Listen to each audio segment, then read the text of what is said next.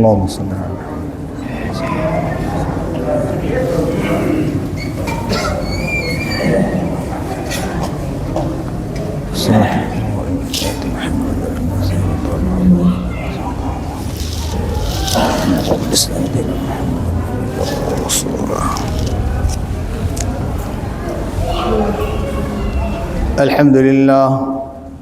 الحمد لله نحمده ونستعينه ونستغفره ونؤمن به ونتوكل عليه ونعوذ بالله من شرور أنفسنا ومن سيئات أعمالنا من يهده الله فلا مضل له ومن يضلل فلن تجد له وليا مرشدا وأشهد أن لا إله إلا الله وحده لا شريك له وأشهد أن محمد بن عبد الله ورسوله الذي أرسله بالحق بشيرا ونذيرا وداعيا إلى الله بإذنه وسراجا منيرا أما بعد فإن أصدق الحديث كتاب الله وإن خير الهدي هدي محمد صلى الله عليه وسلم وشر الأمور محدثاتها وكل محدثة بدعة وكل بدعة ضلالة وكل ضلالة سبيلها إلى النار أما بعد فقد قال الله تبارك وتعالى في كلامه المجيد والفرقان الحميد بعد أعوذ بالله من الشيطان الرجيم يا أيها الذين آمنوا كتب عليكم الصيام كما كتب على الذين من قبلكم لعلكم تتقون إلى آخر الآية. وقال تعالى في موضع آخر أعوذ بالله من الشيطان الرجيم فمن شهد منكم الشهر فليصم إلى آخر الآية. وعن أبي هريرة رضي الله تعالى عنه قال قال رسول الله صلى الله عليه وسلم من صام رمضان إيمانا واحتسابا غفر له ما تقدم من ذنبه ومن قام ليلة الصيام إيمانا واحتسابا غفر له ما تقدم من ذنبه رواه البخاري ومسلم. وعن أبي ذر رضي الله تعالى عنه قال قال رسول الله صلى الله عليه وسلم من قام مع الإمام حتى ينصرف كان له قيام ليلة رواه الترمذي وقال الترمذي هذا حديث حسن صحيح. الحمد لله প্রশংসা মাত্রই মহান রব্বুল আলামিনের জন্য যে মহান সত্তার অপার অনুগ্রহে আজকের এই জুমআহ বারে আল্লাহ সুবহানাহু ওয়া তাআলা আমাদেরকে কতিপয় গুনাহগার বান্দাকে আল্লাহর ঘর মসজিদে সমবেত হওয়ার সুযোগ দিয়েছেন। রব্বুল আলামিনের দরবারে শুকরিয়া জানাই আলহামদুলিল্লাহ। দরুদ ও সালাম বর্ষিত হোক নবী মুহাম্মদুর রাসূলুল্লাহ সাল্লাল্লাহু আলাইহি ওয়াসাল্লামের প্রতি। সম্মানিত উপস্থিতি, রমাদান অতি সন্নিকটে, সে বিষয়কে কেন্দ্র করে আজকে আমরা পবিত্র কোরআনের সূরা আল বাকারার 183 নম্বর আয়াত কারিমা তেলাওয়াত করেছি এবং সেই সাথে সূরা বাকারারই এর পরে আরও একটি আয়াতের অংশ তেলাওয়াত করেছি। এটাকে কেন্দ্র করে আজকে আমাদের আলোচ্য বিষয় রমাদান উল মুবারকে করণীয় ও বর্জনীয়। অতি সংক্ষেপে আমরা হয়তো বা 7-8টি বিষয় নিয়ে কথা বলবো। জুমার সালাতের সময় সংক্ষেপ, আমরা চেষ্টা করব রমাদানুল মুবারকে কি কি কাজ আল্লাহ সুবহানাহু ওয়া তাআলা আমাদের জন্য বিশেষভাবে করণীয় হিসেবে দিয়েছেন এবং কোন কোন কাজ থেকে বিরত থাকা একান্ত জরুরি। প্রথম কথা হচ্ছে আল্লাহ সুবহানাহু ওয়া তাআলা রমাদানুল মুবারককে কেন দিয়েছেন সেটি সূরা আল বাকারার 183 নম্বর আয়াতে আল্লাহ স্পষ্ট করেছেন। আল্লাহ বলেন, ইয়া আইয়ুহাল্লাযীনা আমানু কুতিবা আলাইকুমুস সিয়াম, ওহে যারা ঈমান এনেছো তোমাদের উপর রোজাকে ফরজ করে দেওয়া হয়েছে, বিধিবদ্ধ করা হয়েছে, লিপিবদ্ধ করা হয়েছে। কামা কুতিবা আলাল্লাযীনা মিন ক্বাবলিকুম, যেমনভাবে ফরজ করা হয়েছিল তোমাদের পূর্ববর্তীদের উপরও। লাআল্লাকুম তাত্তাকুন, শেষ অংশটা আল্লাহ রাব্বুল আলামিন রোজার ফরজিয়াতের উদ্দেশ্য বর্ণনা করেছেন। কেন রোজা ফরজ করা হয়েছে, কেন রোজাকে আমাদের জন্য বিধিবদ্ধ করা হয়েছে, তার কারণ, তার উদ্দেশ্য, তার লক্ষ্যকে আল্লাহ বলেছেন যে লাআল্লাকুম তাত্তাকুন, রোজার মাধ্যমে, সিয়ামের মাধ্যমে যাতে করে তোমরা মুত্তাকি হতে পারো, আল্লাহ ভীরুতা অর্জন করতে পারো। রোজার মৌলিক উদ্দেশ্য এটাই, মানুষকে আল্লাহ ভীরুতা তৈরি করা। কারণ সিয়ামের যেটা সিস্টেম, সিয়াম এমন একটি ইবাদত, যে ইবাদতটা আসলে একমাত্র মুত্তাকিরাই করতে পারবে। গায়রে মুত্তাকি কারো পক্ষে সিয়াম পালন করা সম্ভব হবে না। সে হয়তো সিয়ামের ভান করবে, কিন্তু প্রকৃত অর্থে একজন বান্দা যখন সিয়াম রাখবে, অবশ্যই অবশ্যই তাকে আত্মিকভাবে আল্লাহ ভীরুত থাকতে হবে। তার কারণ হচ্ছে সিয়ামের সাক্ষী একমাত্র আল্লাহ আর আপনি নিজে। কারণ এটা প্রত্যক্ষ কোনো ইবাদত নয়, যে ইবাদতের কোনো কায়িক বা আক্ষরিক অর্থে যার কোনো কাঠামো আছে। কারণ এটা হচ্ছে অভ্যন্তরীণ ইবাদত। আপনি কি খাচ্ছেন না খাচ্ছেন, কি বলছেন না বলছেন, কি করছেন না করছেন, একান্তই আপনার ভেতরের ব্যাপার। এটা আপনি জানেন, আর তার চেয়ে বেশি জানেন কে? আল্লাহ সুবহানাহু ওয়া তাআলা, আর তার ফেরেশতারা জানে। সেজন্য কোনো বান্দা যদি সিয়াম প্রতিপালন করে, তাহলে একান্তই সেই ব্যক্তি নিজে আল্লাহকে ভয় করে, আল্লাহর ভালোবাসা লাভের উদ্দেশ্যে নিজের থেকে আল্লাহকে ভয় করেই করতে হবে। তাছাড়া অনেকেই হয়তো রোজা রাখার ভান করতে পারবে, কিন্তু সে আসলে সিয়াম প্রতিপালন করতে পারবে না। অনেকেই অনেক সময়, আপনারা জেনে থাকবেন, আমি লেখাপড়া করেছি যে সকল উস্তাদদের কাছে, আমার অনেক বন্ধুবান্ধব ইন্ডিয়ান এবং আমার অনেক উস্তাদও ইন্ডিয়ান ছিলেন। আমি তাদের কাছ থেকে এটা জেনেছি যে বিজেপি বর্তমান যারা ক্ষমতায় আছে, ভারতে চরম হিন্দুত্ববাদী সংগঠন, যারা মূলত মুসলমানদের অস্তিত্ব স্বীকার করতে চায় না। উপমহাদেশে আপনার অন্য কোনো রাষ্ট্রের অস্তিত্বকেও তারা বিশ্বাস করে না। তারা মূলত উপমহাদেশকে তাদের ভারত মাতার রাজ্য হিসেবে মনে করে, এবং তারা সেই উদ্দেশ্য নিয়েই সবসময় প্রতিনিয়ত তাদের কর্মসূচি বাস্তবায়ন করে চলেছে। অথচ এই বিজেপির লোকেরা রমজান মাসে নির্বাচনের সময় যখন তারা নির্বাচনী ক্যাম্পেইনে আসে, তখন অনেকেই এই নির্বাচনী ক্যাম্পেইনে আসা এই সকল সংসদ সদস্যরা এসে মুসলমানদের বিভিন্ন প্রোগ্রামের মধ্যে আযান দিয়ে দেয়। ডাইরেক্ট এমপি হিন্দু, যে ইসলামের 1 নম্বরের শত্রু, ও মুসলমানদের ইসে আযান দেয় এবং নামাজও করে ফেলে। ইফতার তো করেই।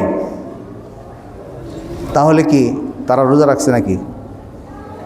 তারা কি ইফতার করে সওয়াব কামাই করতেছে? এগুলি হচ্ছে লৌকিকতা, এটা হচ্ছে রাজনীতি। রাজনীতির ভাষা এরকমই। রাজনৈতিক ব্যক্তিত্বরা নিজেদের উদ্দেশ্য সাধন করার জন্য অনেক সময় এরকম বেশভূষা এবং এরকম আচরণ তারা করে।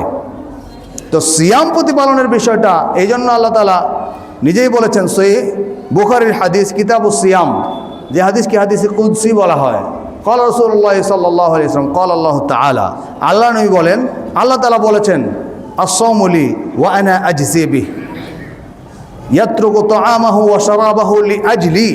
আল্লাহ তাআলা এটা অত্যন্ত একটা অথেন্টিক বক্তব্য দিয়েছেন এবং অত্যন্ত মারাত্মক গুরুত্বপূর্ণ একটি অন্তর্নিহিত রহস্য এখানে বর্ণনা করেছেন। আল্লাহ বলছেন যে আস-সাওমু লি ওয়া আনা আজজি বিহি, রোজা কেবল আমার জন্য, আর এর প্রতিদান আমি সহস্তে দান করব। কি দিবেন আল্লাহ এখানে বর্ণনা করেননি। রোজা, একটা রোজার বিনিময়ে কত সওয়াব সেটা এখানে বলা হয় নাই। একটা রোজা রাখলে পরে একজন মানুষ কত সওয়াব পাবে সেটি বলা হয়নি। আল্লাহ তাআলা এটা সারপ্রাইজ রেখেছেন, এটা গোপনীয় রেখেছেন। কারণ আল্লাহ বলছেন যে রোজাটা শুধুমাত্র, কেবলমাত্র, একমাত্র আমাকে সন্তুষ্ট রাখার জন্যই মানুষ করতে পারে। তার কারণ হচ্ছে ইয়াতরুকু তাআমাহু ওয়া শারাবাহু লি আজলি, বান্দা যদি কেউ রোজা রেখে থাকে তাহলে 2টা জিনিস সে পরিত্যাগ করে শুধুমাত্র আমি আল্লাহর জন্য। একটা হচ্ছে তার খাবার এবং পানীয়, আর একটা হচ্ছে তার জৈবিক চাহিদা, এই দুটি জিনিসকে মানুষ পরিত্যাগ করে এবং এই দুইটা বিষয়ের খবর রাজনীতিবিদ, সরকার, রাষ্ট্রনায়ক, গোয়েন্দা বাহিনী কেউ রাখে না। যে আমি খেলাম কি খেলাম না, আমি পান করলাম কি করলাম না, এটা একমাত্র জানে যে ব্যক্তি রোজা রাখে সে নিজে। ঠিক আছে কি? আপনি বললেন যে আমি রোজা রাখছি, টুপ দিয়ে পানি পান করলেন, ঘরের ভেতরে পানি পান করলেন, অথবা অন্য কোনো জায়গায় আপনি খাবার দাবার খেলেন। যেমনভাবে আমাদের বাংলাদেশে বক ধার্মিকেরা যেমন বিভিন্ন হোটেলের মধ্যে কি করে, হোটেলের মধ্যে পর্দা ফেলে দিনের বেলা খাওয়া দাওয়া করে। পর্দার ভিতরে খেলে মনে হয় তার রোজা নষ্ট হয় না নাকি? পর্দার ভিতরে খেলে কি আল্লাহ দেখেন না? ফেরেশতারা দেখেন না? পর্দার ভিতরে যারা খায় তারা সবাই কি অসুস্থ মানুষ? আপনি কি মনে করেন তারা অসুস্থ? নো, আপনার চেয়ে সুস্থ সবল হৃষ্টপুষ্ট ওরাই বেশি বেশি খায়। আপনি অসুস্থ হলেও রোজা রাখেন, কি ঠিক কিনা? আমরা অনেকে অসুস্থ হলেও রোজা রাখি, কিন্তু যারা এখানে 3 বেলা খেয়ে দেয়, আরামসে ঘুরে ফিরে, এরা দেখবেন যে অবশ্যই সুস্থ মানুষ, কিন্তু সে রোজা রাখে না। তার কারণ হচ্ছে রোজা না রাখার একমাত্র কেবলমাত্র শুধুমাত্র একটাই কেস, সেটা হচ্ছে সে আল্লাহকে ভয় করে না। বুঝেন নাই? সে আল্লাহকে ভয় করে না। আর যারা রোজা রাখে তারা মূলত আল্লাহকে ভয় করে। এই জন্য আল্লাহ বলছেন যে সিয়ামের একমাত্র উদ্দেশ্য হচ্ছে মানুষের মধ্যে তাকওয়া তৈরি করা, আল্লাহর ভীতি তৈরি করা। আল্লাহর ভয় যার ভিতরে থাকবে, এই ভয়টা আরও জাগ্রত হবে সিয়ামের মাধ্যমে। আপনি মনে করেন যে সাহারি খেয়েছেন সবার সাথে, আমাদের শিক্ষার্থীরা, ছোট্ট ছোট্ট বাচ্চারা রমাদান মাসে তারা হিফজখানায় লেখাপড়া করে বা কিতাবখানায় পড়ালেখা করে, এরা সাহারিতে উঠে সাহারি খেলো সবার সাথে। এবারে ছোট্ট বাচ্চা, তার কষ্ট লাগে, দিনের বেলা সে ইচ্ছে করলে পরে সবার অগোচরে পানি খেতে পারে না। কি বলেন, খেতে পারবে না? কিছু খাবারও তো কিনে এসে খেতে পারবে, কোনো বন্ধুবান্ধব কেউ দেখবে না। কিন্তু এই ছোট্ট বাচ্চাটাও সারাদিন কষ্ট করে না খেয়ে থাকে। কেন থাকে? কোনো ব্যক্তিকে দেখানোর জন্য নয়, উস্তাদকে দেখানোর জন্য নয়, সহপাঠীকে দেখানোর জন্য নয়, একমাত্র কার জন্য না খেয়ে থাকে? আল্লাহর জন্য। এটার নাম তাকওয়া। এটার নাম তাকওয়া। তার ভেতরে আল্লাহর ভয় আছে এবং আল্লাহর প্রতি ভালোবাসা আছে, আল্লাহর প্রতি তার একটা দরদ আছে, শ্রদ্ধাবোধ আছে যে আল্লাহর নির্দেশ এটা পালন করতে হবে, অতএব আমি কষ্ট করে হলেও পালন করব। এই জন্যই সিয়ামের একমাত্র উদ্দেশ্য হচ্ছে তাকওয়া। তাকওয়া কি? তাকওয়া হচ্ছে প্রকাশ্য বা গোপনে। আমি আরবি অন্য কোনো সংজ্ঞা এখানে বলতেছি না, আমি বাস্তবিক প্র্যাকটিক্যালি বোঝানোর জন্য আপনাদেরকে যেটা বলছি। তাকওয়া হলো প্রকাশ্য গোপনে, দিনে অথবা রাতে, লোকজনের সামনে অথবা লোকচক্ষুর অন্তরালে সদা সর্বদা এক আল্লাহকে ভয় করে সব কাজ করার নামই তাকওয়া। আপনি একটা ভালো কাজ করেন আল্লাহকে খুশি করার জন্য, আপনি একটা পাপ থেকে বেঁচে থাকেন তাও আল্লাহকে খুশি করার জন্য, আপনি গুনাহ থেকে বিরত থাকেন আল্লাহকে খুশি করার জন্য, আপনি ভালো একটা কাউকে দান করেন আল্লাহকে খুশি করার জন্য। এই প্রত্যেকটাই তাকওয়া। বুঝতে পেরেছেন? রাত্রিবেলায় আপনি যাচ্ছেন, যাওয়ার সময় দেখলেন যে একটা সুন্দরী মেয়ে একাকী রাস্তা দিয়ে যাচ্ছে, এমত অবস্থায় আপনি যদি ওই মেয়েটাকে টিজ করেন অথবা আরও কিছু করেন, কেউ দেখবে না, আর মেয়েটাকে ইচ্ছে করলে পারবেন ধুমুক দিয়ে মুখও বন্ধ করতে পারবেন। এমত অবস্থায় আপনার মাথায় শয়তান চড়ে বসলো, আপনি শয়তানি করতে যাচ্ছেন, এমন সময় আবার আপনার ভিতরে ইমানটা একটু জাগ্রত হলো, বলে এই বান্দা কী করো? কেউ দেখে না কিন্তু আল্লাহ কি দেখতেছে না? সাবধান। এই যে আপনার ভিতরে একটা কি হলো, অনুভূতি জাগ্রত হলো, তখন বলে আস্তাগফিরুল্লাহ। আপনি ওখান থেকে ফিরে আসলেন, বরং এই মেয়েটাকে নিরাপত্তা দিয়ে তার বাসায় পৌঁছে দিলেন। হাযিহি তাকওয়া, ইট ইজ তাকওয়া। বুঝতে পেরেছেন? এটার নাম হলো তাকওয়া। আপনি একজন মেম্বার সাহেব বা চেয়ারম্যান অথবা এমপি, আপনি সরকারি অনুদান পেয়েছেন, যেটা জনগণের জন্য রাস্তাঘাট নির্মাণ করার জন্য আপনাকে 100 কোটি টাকা বরাদ্দ দেওয়া হয়েছে। এই 100 কোটি টাকা থেকে আপনি 2, 4, 10, 20 কোটি টাকা মেরে দিতে পারেন। এটা 2-1 জনে জানতেও পারবে, অথবা যারা জানবে তারকে কিছু কিছু দিয়ে দিবেন, মুখ বন্ধ হবে না। কিন্তু আপনি করলেন না। করলেন না কেন? যে ওই ব্যক্তির মুখ আজকে দুনিয়াতে বন্ধ করলাম, কিন্তু কিয়ামতে আল্লাহর ফেরেশতারা তো সবই ধরবে। এই ভয়ে আপনি কি করলেন না? ওখান থেকে একটা টাকাও মারলেন না, বরং সরকার যে বরাদ্দ দিয়েছে এই বরাদ্দের টাকা দিয়ে আপনি কাজ করার পরেও কিছু টাকা বেঁচে রইল, আপনি সেটা সরকারি কোষাগারে ফেরত দিলেন। এরকম দৃষ্টান্তও কিন্তু আছে আমাদের দেশে, আছে না নাই? বেশিরভাগ ক্ষেত্রে নাই, কিন্তু কিছু কিছু এরকম মানুষও আছে। এই ব্যক্তিতে সরকারি কাজ করে আবার সরকারি কোষাগারে অতিরিক্ত টাকা ফেরত দিল, এটা কি জন্য দিয়েছে? নাম কামানোর জন্য না, সে আল্লাহকে ভয় করে, সে আল্লাহকে ভয় করে। এটার নাম হচ্ছে তাকওয়া। এই জন্য রমাদান সিস্টেমটাই হচ্ছে তাকওয়া ভিত্তিক। কারণ তাকওয়া যার ভেতরে নাই, তার রোজা রাখার কোনো প্রয়োজন নেই। রোজার ভান করলো ঠিকই আবার দিনের বেলা খেতে পারবে, পান করতে পারবে, অথবা তার জৈবিক চাহিদাও মেটাতে পারবে, কেউ জানবে না। কিন্তু জানবে একমাত্র কে? আল্লাহ। এই ভয়ে যে এই সব কিছু থেকে বিরত থাকবে, সেই একমাত্র সায়েম, সেই একমাত্র রোজাদার, সেই একমাত্র আল্লাহর দিনের এই বিধানটা প্রতিপালনকারী। সুতরাং যে ব্যক্তি এটাকে মনস্তাত্ত্বিকভাবে অনুভব করে এবং মানসিকভাবে এই প্রস্তুতি গ্রহণ করে সিয়াম প্রতিপালন করবে, আস্তে আস্তে তার তাকওয়ার গ্রাফটা উপরের দিকে উঠবে। সে আস্তে আস্তে ভালো আরও তাকওয়াবান হতে থাকবে। এই জন্য রমাদানুল মুবারককে বলা হয়েছে ইয়াউমুত তারবিয়াহ। রমাদানুল মুবারককে বলা হয়েছে শাহরুত তারবিয়াহ, ট্রেনিংয়ের মাস। এই মাস হচ্ছে আপনার মনস্তাত্ত্বিক ট্রেনিংয়ের মাস, এই মাস হচ্ছে আপনার শারীরিক ট্রেনিংয়ের মাস। সামরিক বাহিনীকে যেরকমভাবে ট্রেনিং করানো হয় 6 মাস, 3 মাস, 1 বছর, অনুরূপভাবে আল্লাহ রাব্বুল আলামিন মুসলিম জাতিকে বিশ্ব মানবতার জন্য একমাত্র সৈনিক, সোলজার হিসেবে পৃথিবীতে পাঠিয়েছেন, যারা পৃথিবীর সব জাতিগোষ্ঠীকে শাসন করবে, নিয়ন্ত্রণ করবে। আর নিয়ন্ত্রণ যাকে করতে হয় তাকে অন্যের চেয়ে বেশি পাওয়ারফুল থাকতে হয়, শারীরিকভাবে এবং মানসিকভাবে। শুধু শারীরিক শক্তি মানুষের জন্য যথেষ্ট নয়। অনেক শক্তিমান মানুষ দেখবেন যে তার মানসিক আত্মবিশ্বাসহীনতার কারণে সে হেরে যায়। কিন্তু আত্মবিশ্বাস যদি কারো ভালো থাকে, তাহলে সে অনেক শক্তি, মিডিয়াম পর্যায়ে থাকলে পরে অনেক শক্তিমান মানুষকে পরাজিত করতে পারে। এই জন্য শারীরিক এবং মানসিক প্রশিক্ষণ হচ্ছে সিয়াম এবং রমাদান। আপনার মানসিক প্রশিক্ষণ হচ্ছে তাকওয়া, আর শারীরিক প্রশিক্ষণ হচ্ছে না খেয়ে থাকা। না খেয়ে থাকা আপনারা হয়তো অনেকেই জানবেন, আমার চেয়ে বেশি জানবেন, আমি একটু জানি। সেনাবাহিনীর মধ্যে সবচেয়ে পাওয়ারফুল যারা, তারা হচ্ছে গেরিলা। এই গেরিলা বাহিনীকে প্রশিক্ষণ দেওয়ার পর, কমান্ডোদেরকে প্রশিক্ষণ দেওয়ার পর তাদেরকে একটা পর্যায়ে বনে ছেড়ে দেওয়া হয়। আমাদের বাংলাদেশে হয়েছে আছে, বনে ছেড়ে দেওয়া হয় 1 বোতল পানি দিয়ে আর একটা ছুরি দিয়ে, আর কোনো অস্ত্র নেই। এই বনের ভেতরে থাকো, বনে অনেক সাপ আছে, বাঘ আছে, আরও আপনার হিংস্র প্রাণী আছে। এটা হচ্ছে আপনার লাস্ট ফাইনাল ট্রেনিং। এই সময় আপনাকে কোনো খাবার দেওয়া হবে না, শুধুমাত্র একটা পানির বোতল দিয়ে দেওয়া হবে। এই বোতল দিয়ে আপনাকে দীর্ঘ সময় পর্যন্ত প্রকৃতির সাথে লড়াই করতে হবে। সাপ বিচ্ছু যা পান ধরে মেরে সেটা খেতে হবে, এবং এটা খেয়ে এই দীর্ঘ সময় আপনাকে জীবন ধারণ করে সুস্থ অবস্থায় ফিরে আসতে হবে। দেন আপনি কমিশন পাবেন। বুঝতে পেরেছেন? কারণ সে কি হলো, ক্ষুধা যন্ত্রণাকে সহ্য করার ক্ষমতা, এবং এই অবস্থায়ও সে প্রকৃতির সাথে লড়াই করার একটা পাওয়ার অর্জন করবে। এখানে আত্মিক, মানসিক এবং শারীরিক প্রশিক্ষণের ব্যবস্থা ইসলাম এই ব্যবস্থা করে দিয়েছে রমাদানুল মুবারকের মাধ্যমে। কারণ মুসলমানদেরকে আর রমজান দেখেন কিভাবে আসে। রমাদানুল মুবারক কিন্তু সব সময় এক ঋতুতে আসে না, কখনো শীতে, কখনো শরতে, কখনো গ্রীষ্মে, কখনো বর্ষায় আসে। কি এই জন্য মুসলিমরা যদি এই বিভিন্ন ঋতুতে সিয়াম প্রতিপালন করার প্রশিক্ষণ পায়, সে হবে পৃথিবীর সবচেয়ে শ্রেষ্ঠ সোলজার, পৃথিবীর সবচেয়ে শক্তিশালী সৈনিক, যার মধ্যে সকল ঋতুতে নিজেকে মানিয়ে নেওয়ার যোগ্যতা অর্জন হবে এই সিয়াম ও রমাদানের মাধ্যমে। এই জন্য সিয়াম হচ্ছে ট্রেনিংয়ের মাস।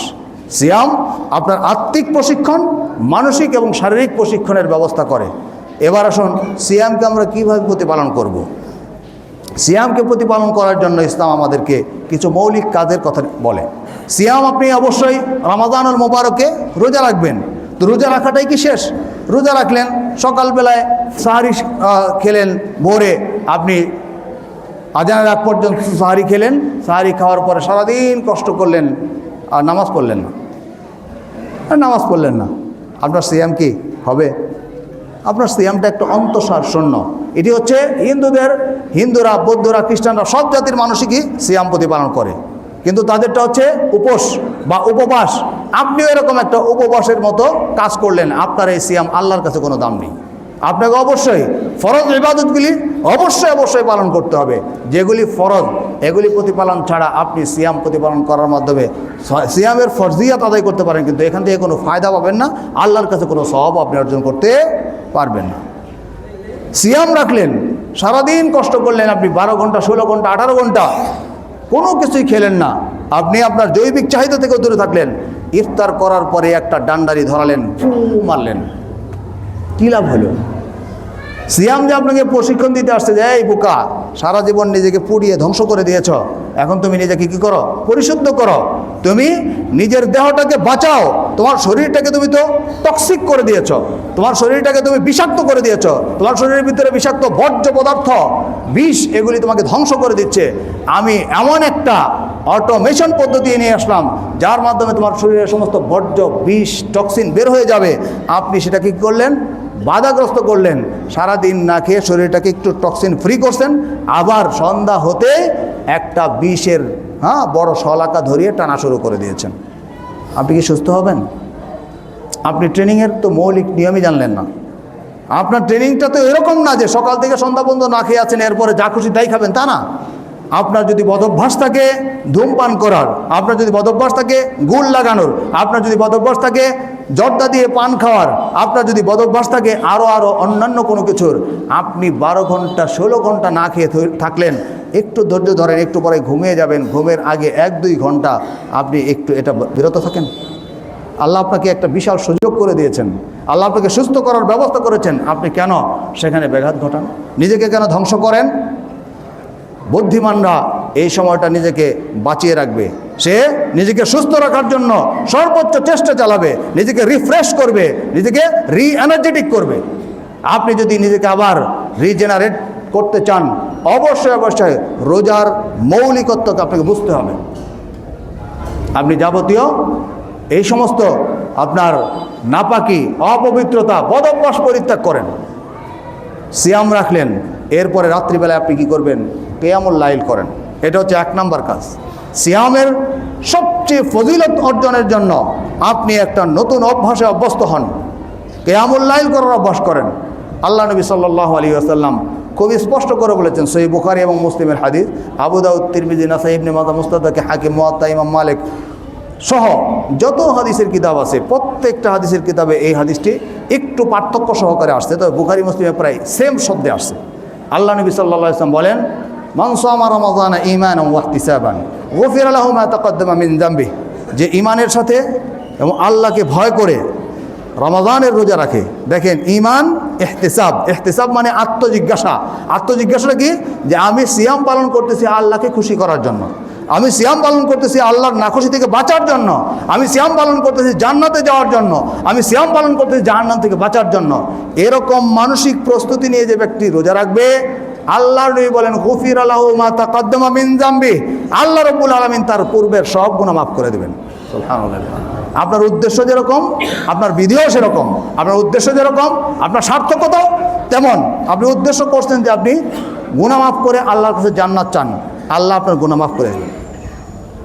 এরপরেই আল্লাহ নবী বলেন, ওমান কামা লাইলাতাস সিয়ামি ঈমানান ওয়া ইহতিসাবান, আর যে ব্যক্তি রমজান মাসের রাত্রিবেলায় কিয়ামুল লাইল করে ঈমানের সাথে এবং আল্লাহকে খুশি করার জন্য, জাহান্নাম থেকে বাঁচার জন্য, জাহান্নাম থেকে বেঁচে আল্লাহর সন্তুষ্টি অর্জন করে জান্নাত লাভের জন্য, আল্লাহর নবী বলেন, গুফিরা লাহু মা তাকাদ্দামা মিন যামবিহি, এবারও আল্লাহ তাআলা তার সব পূর্বের গুনাহ খাতা মাফ করে দেবেন। সুবহানাল্লাহ। কিয়ামুল লাইল আপনাকে করতে হবে। কিয়ামুল লাইল করা এটা আমাদের জন্য অত্যন্ত গুরুত্বপূর্ণ। তবে কিয়ামুল লাইলের একটা বিশেষ পদ্ধতি আপনাদেরকে বলে দেই, কিভাবে আপনি কিয়ামুল লাইল করতে পারেন। অল্প কাজে বেশি লাভ। রমাদান হচ্ছে সেই মাস, কাজ করবেন কম, সওয়াব পাবেন বেশি। সহিহ বুখারী কিতাবুস সিয়ামি এরপরের হাদিস, আল্লাহ নবী সাল্লাল্লাহু আলাইহি ওয়াসাল্লাম বলেন যে প্রত্যেকটি আমলের বিনিময়ে কমপক্ষে 10 গুণ। প্রত্যেকটি আমলের বিনিময়ে আল্লাহ রাব্বুল আলামিন কমপক্ষে কয় গুণ দেবেন? 10 গুণ দেবেন। তবে সিয়ামের বিষয়টা আলাদা, সিয়ামের বিষয়টা আলাদা। আল্লাহ রাব্বুল আলামিন বলছেন যে প্রত্যেকটা রোজাদার ব্যক্তিকে আল্লাহ তার প্রত্যেকটা ভালো কাজের প্রতিদান দেবেন কমপক্ষে 700 গুণ থেকে ততোধিক বেশি। সুবহানাল্লাহ। 700 গুণ থেকে আলা 700 যায়ফিন, আলা 700 যায়ফিন মানে মোর দেন 700, 700 গুণের চেয়েও বেশি আপনার প্রত্যেকটা কাজের বিনিময়ে আল্লাহ রাব্বুল আলামিন 700 গুণের চেয়েও বেশি সওয়াব দান করবেন। সুবহানাল্লাহ। এই নিয়ত রাখতে হবে আপনাকে যে আপনি যা করতেছেন উদ্দেশ্য আল্লাহ আমাদের এত বেশি বেশি সওয়াব দেন। আপনি সিয়াম প্রতিপালন করছেন, রাত্রিবেলায় কিয়ামুল লাইল করতেছেন, এমত অবস্থায় আপনি সারা রাত জাগতে হয়তো পারবেন না। সারা রাত না জেগেও সারা রাতের সওয়াব কীভাবে পাওয়া যায়? দেখেন, এটি হচ্ছে মুসনাদে আহমদের হাদিস এবং তিরমিজির হাদিস। তিরমিজির হাদিস নাম্বার হচ্ছে 806, নাসাইতে আছে 1364, আবু দাউদে আছে 1375 এবং ইবনে মাজাহ আছে 1337 নাম্বার। একই হাদিস, প্রত্যেকটা হাদিসের কিতাবে আছে। আন আবি যার রাদিয়াল্লাহু তাআলা আনহু قال قال رسول الله صلى الله عليه وسلم من قام مع الامام حتى ينصرف كان له قيام ليله। যে ব্যক্তি ইমামের সাথে কিয়ামুল লাইলে দাঁড়ালো, ইমামের সাথে কিয়ামুল লাইল দাঁড়ালো, ইমাম যতক্ষণ ভোরে কিয়ামুল লাইল পড়বে ততক্ষণ পর্যন্ত ইমামের সাথেই সে সালাত পড়লো। ইমাম বেতের পরে শেষ করলো, সেও শেষ করলো। ইমাম যতক্ষণ পড়বে সেও ততক্ষণ পড়লো। ইমামের সাথেই যদি সে কিয়ামুল লাইলের রাত্রের সালাত শেষ করে, অর্থাৎ তারাবিহের সালাত শেষ করে, আল্লাহ নবী বলেন কানা লাহু কিয়ামু লাইলাতিন। সে যদি রাতের প্রথম অংশেই শেষ করে, এরপরেও ইমামের সাথে সে পূর্ণাঙ্গ সালাত পড়ার কারণে আল্লাহ রাব্বুল আলামিন এই ব্যক্তিকে পুরো রাত কিয়ামুল লাইলের সওয়াব দান করবেন। সুবহানাল্লাহ। অনেকেই মনে হয় বুঝতে পারেন নাই, সারা রাত সালাত পড়লে যে সওয়াব পাবেন, ইমামের সাথে কিয়ামুল লাইল করতে করতে যদি ইমাম বেতের পরে, আপনি বেতের পরে শেষ করেছেন, রাতে হয়তো 10টা বেজেছে, কিন্তু সারা রাত ব্যাপী সালাত পড়ে যে সওয়াব পাবেন, আল্লাহ রাব্বুল আলামিন আপনার আমলনামায় সেই পুরো রাত ব্যাপী সালাতের সওয়াব দান করবেন। সুবহানাল্লাহ। এজন্য মনে রাখবেন, আপনি কিয়ামুল লাইল যখন করবেন, অনেকেই আমি লক্ষ্য করি যে বেতেরটা রেখে দেয়। ভালো করে বুঝেন, এটা খুবই অথেন্টিক একটি, এবং মুহাদ্দিসিনে কেরামদের এ ব্যাপারে যথেষ্ট পরিমাণে আলোচনা আছে। শেখ বিন বাজ সহ সৌদি আরবের লাজনাতুদ দাইমা লিল ফাতওয়া, তাদের এই ব্যাপারে খুব চমৎকার ব্যাখ্যা আছে। সেগুলি আমি আপনাদের কাছে একটু ইঙ্গিত দিয়ে যাচ্ছি। যে আপনি সালাতে দাঁড়িয়েছেন, আমরা অনেকে কী করি, 8 রাকাত পড়ার পর অনেকে বেতের পড়ে না, ইমামের সাথে বেতের না পড়ে বেতেরটা রেখে দেয় এবং শেষ সাথে আরও কিছু পড়ে, এরপরে আবার বেতের পড়ে। তারা মনে করে যে আমি যদি বেতের পড়ে ফেলি তাহলে শেষ সাথে আর সালাত পড়ার সুযোগ থাকবে না। এটা ভুল কথা। যদি এ ব্যাপারে ভিন্ন ভিন্ন মত আছে, তবে অধিকাংশ উলামায়ে কেরামের মত হচ্ছে আপনি যদি বেতের পড়েও ফেলেন, এরপরেও আপনার শেষ রাতে আরও নফল সালাত পড়ার সুযোগ থাকবে। আপনি বেতের পড়ছেন, কোনো সমস্যা নেই। আবু বকর রাদিয়াল্লাহু তাআলা আনহু কী করতেন জানেন? আবু বকর রাদিয়াল্লাহু তাআলা আনহু তিনি বেতের পড়তেন না। ওমর রাদিয়াল্লাহু তাআলা আনহু বলতেন যে আমি শেষ রাতে উঠতে পারবো কি পারবো না, অতএব আগেই বেতের পড়ে ফেলি। তবে শেষ রাতে যখন তিনি জাগতেন তখন কিন্তু ঠিকই তাহাজ্জুদ পড়তেন। বুঝতে পেরেছেন? তার মানে হলো আপনি বেতের পড়লে পরেও নফল সালাতের দরজা কখনো বন্ধ হয় না। আপনি নফল সালাত পড়তে পারবেন, কোনো সমস্যা নেই। তাহলে আপনি যদি বেতের পড়ে ফেলেন ইমামের সাথে, এই পড়ার মাধ্যমে শেষ রাতে যদি আপনি সালাত পড়তে পারেন তো ভালো, না পড়তে পারলেও পুরো রাত ব্যাপী আপনার যে কিয়ামুল লাইল করার যে উদ্দেশ্য, সেই উদ্দেশ্য কিন্তু আপনি অর্জন করেই ফেললেন। সারা রাত ব্যাপী আপনি সালাত পড়ার সওয়াব পেয়েই গেলেন। সুতরাং বুদ্ধিমানের কাজ হচ্ছে মসজিদে যখন জামাত হয়, জামাতেই বেতের পড়ে নেওয়া, জামাতেই বেতের পড়ে নেওয়া। তবে যদি আপনি বেতের পড়ার পরেও শেষ রাতে আপনি আগে জাগ্রত হন, অবশ্যই অবশ্যই 2-1 রাকাত সালাত পড়বেন। কারণ হচ্ছে এই সময় দোয়া কবুলের সময়। দোয়া কবুলের সময় আপনি 2 রাকাত সালাত পড়ে আল্লাহর কাছে দোয়া করেন, আপনার সুস্থতার জন্য, আপনার পরিবারের জন্য, আপনার আমলের জন্য, আপনার পরকালের জন্য, আপনার আত্মীয় স্বজনের জন্য। সেটি হচ্ছে উত্তম টাইম আল্লাহর কাছে। আল্লাহ তখন শেষ আসমানে আসেন, আল্লাহ তখন ডেকে ডেকে বলেন, আলা আমি মুস্তাগফিরিন আগফিরুল্লাহ, আলা আমি মুস্তারজিকিন আরযুকুহু, আলা কাযা আলা কাযা। কে আছো আমার কাছে ক্ষমা চাইতে চাও, আমি তাকে ক্ষমা করব। কে আছো আমার কাছে রিজিক চাও, আমি তাকে রিজিক করব, রিজিক দান করব। কে আছো আরও কি চাও, সব আমি তোমাকে দান করব। সুতরাং বান্দাকে আল্লাহ তখন ডাকেন, ওই সময় আপনি 2 রাকাত সালাত পড়ে আল্লাহর কাছে হাত তোলেন, আল্লাহর কাছে দোয়া করেন। তবে প্রথম রাতেই যদি আপনি সালাত পড়ে ফেলেন, বেতরে পড়েন, তাহলে পুরো রাত আপনি তাহাজ্জুদের সালাতের সওয়াব পাবেন ইনশাআল্লাহ। সম্মানিত উপস্থিতি, এটা গেল একটা বিষয়। এরপরে হচ্ছে আপনার রমজান প্রতিপালন করার ক্ষেত্রে আমরা আরেকটা কাজ করব, বেশি বেশি দোয়া। আল্লাহ কিন্তু চান বান্দা আমার কাছে দোয়া করুক, আল্লাহ চাই বান্দা অপরাধ করুক। একটা সহিহ হাদিস আসছে, সহিহ বুখারীর হাদিস, আল্লাহ নবী সাল্লাল্লাহু আলাইহি ওয়াসাল্লাম বলেছেন, যেই বান্দারা অপরাধ করে আল্লাহর কাছে দোয়া করে না। পৃথিবীতে এমন যদি হতো যে বান্দারা কোনো অপরাধ করে না, তাহলে আল্লাহ রাব্বুল আলামিন ওই পুরো জাতিটাকে ধ্বংস করে দিতেন। এরপরে নতুন এক জাতিকে সৃষ্টি করতেন যারা অপরাধ করত, আল্লাহর কাছে ক্ষমাও চাইত। বুঝেন নাই মনে হয়? বুঝতে পেরেছেন? আল্লাহ কি চায়? বান্দা অপরাধ করে ক্ষমা চায়, আমি তো ক্ষমা করব। হ্যাঁ, এমন যদি কোনো জাতি পৃথিবীতে থাকতো যারা অপরাধী করে না, তাহলে তো ক্ষমা চাওয়ার প্রশ্ন আসে না। তাহলে আল্লাহ ওই জাতিকেই ধ্বংস করে দিতেন, ধ্বংস করে এমন এক জাতিকে আনতেন যারা অপরাধ করত আর আল্লাহর কাছে ক্ষমা চাইতো, আল্লাহ তাদেরকে ক্ষমা করতেন।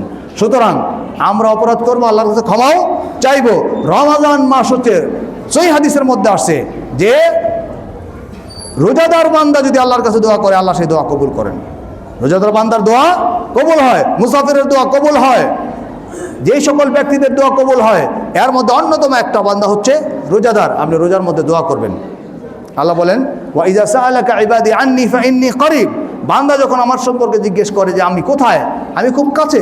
উজিবু দাওয়াতাদ দাঈ ইযা দাআনি, যখনই বান্দা আমাকে ডাকে আমি সঙ্গে সঙ্গে তার ডাকে সাড়া দেই। ফালইস্তাজিবু লি ওয়াল ইউমিনু বি লাআল্লাহুম ইয়ারশুদুন, সুতরাং তারা যেন আমার ডাকে সাড়া দেয় এবং আমার প্রতি ঈমান আনে, তাহলে তারা আশা করা যায় সরল সঠিক পথ প্রাপ্ত হবে, জান্নাতের পথ পরিচালিত হবে। সম্মানিত উপস্থিতি, রমাদান মাসে বেশি বেশি দোয়া করবেন, দিনে রাতে, বিশেষ করে সাহারি খাওয়ার সময় যখন উঠবেন, উঠে একটু সময় হাতে নিয়ে লা ইলাহা ইল্লাল্লাহু ওয়াহদাহু লা শারীকা লাহু লাহুল মুলকু ওয়া লাহুল হামদু ওয়া হুয়া আলা কুল্লি শাইইন কাদির, এটা পড়বেন। এরপর বলবেন সুবহানাল্লাহ ওয়াল হামদুলিল্লাহ ওয়া লা ইলাহা ইল্লাল্লাহু আল্লাহু আকবার। সহিহ বুখারীর হাদিস, আল্লাহ নবী বলেছেন আফদালুয যিকরি আরবাউন, সর্বোত্তম জিকির হচ্ছে চারটি, এই চারটা সুবহানাল্লাহ, আলহামদুলিল্লাহ, লা ইলাহা ইল্লাল্লাহ, আল্লাহু আকবার। আল্লাহর কাছে সবচেয়ে প্রিয় একটা দোয়া হচ্ছে লা ইলাহা ইল্লাল্লাহু ওয়াহদাহু লা শারীকা লাহু লাহুল মুলকু ওয়া লাহুল হামদু ওয়া হুয়া আলা কুল্লি শাইইন কাদির। কোনো বান্দা যদি রাত্রিবেলায় ঘুম ভেঙে যায় এটা পড়ে, এরপরে এই চারটা দোয়া পড়ে